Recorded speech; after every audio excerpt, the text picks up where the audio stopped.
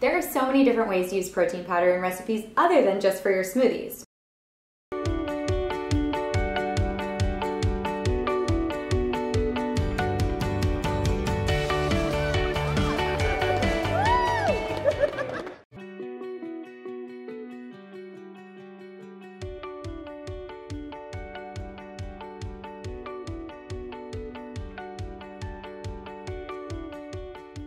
Today I made a faux meal, which is a warm seed pudding with plant-based protein.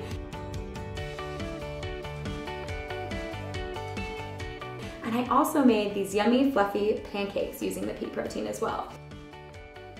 So when it comes to picking a protein powder, it's really important that you make sure it's a quality protein powder. Now, if pea and rice protein isn't for you and you'd like to go for more of a superfood plant-based protein, you can always use spirulina. So today I made a superfood spirulina green blueberry detox smoothie.